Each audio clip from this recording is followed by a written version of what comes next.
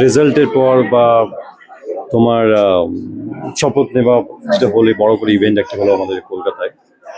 তো আমি না তৃণমূলকে বাজে কথা বলেছি, না কষ্ট হয়েছে সেটা বলেছি, না বিজেপি এসে আমি খুব আনন্দ সেটাও বলিনি। বিকজ আমার কাছে যেটা এক্ষুনি বললাম, যেই পার্টি হোক সে সবার জন্য কাজ করুক, সবার কথা ভাবুক, প্রত্যেকটা ইন্ডাস্ট্রি হোক, প্রত্যেকটা জাতি হোক, প্রত্যেকটা শ্রেণী হোক। আর অ্যাক্টিভলি যেটা বললে, অ্যাক্টিভলি বলতে আমি অ্যাক্টিভ শব্দটা খুবই কমন শব্দ অ্যাকচুয়ালি।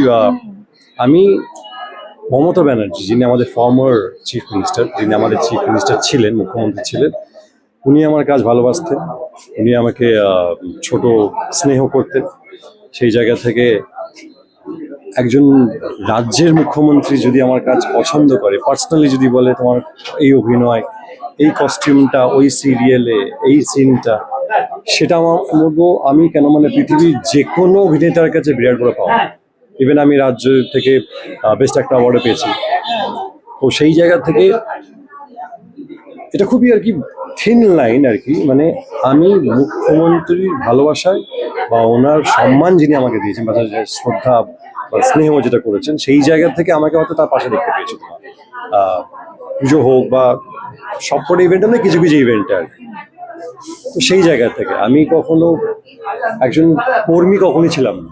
শাসক দলের যখন ভালো সময় ছিল তখন যদি আমি থাকতে পারি, হ্যাঁ, শাসক দলের দুঃসময়ে কেন থাকবো না বলতে পারো? আমি আমার জায়গায়, আমার স্ট্যান্ড পয়েন্ট যেখানে ছিল সেখানেই আছে। আমি এখনো বলি মমতা বন্দ্যোপাধ্যায়কেই আমি সাপোর্ট করি এবং আমার বড় করে তাই। আমার অন্তত 25 বছর ইন্ডাস্ট্রিতে হয়ে গেল। 2001 থেকে যখন আমি কাজ শুরু করেছিলাম তখন বামফ্রন্ট জমানা ছিল, এবং আমিও তাই 2008 সালে আমিও এই ইন্ডাস্ট্রিতে এসেছি, ওখানে লিড হয়ে এসেছি। আমার প্রায় 100টার উপর সিরিয়াল করা হয়ে গেছে, আমার 10টা cinema as a hero release হয়ে গেছে। তো আমার মনে হয় না এই জিনিসগুলো যারা জানবে তাদের অজ্ঞতা, তারা জানে না।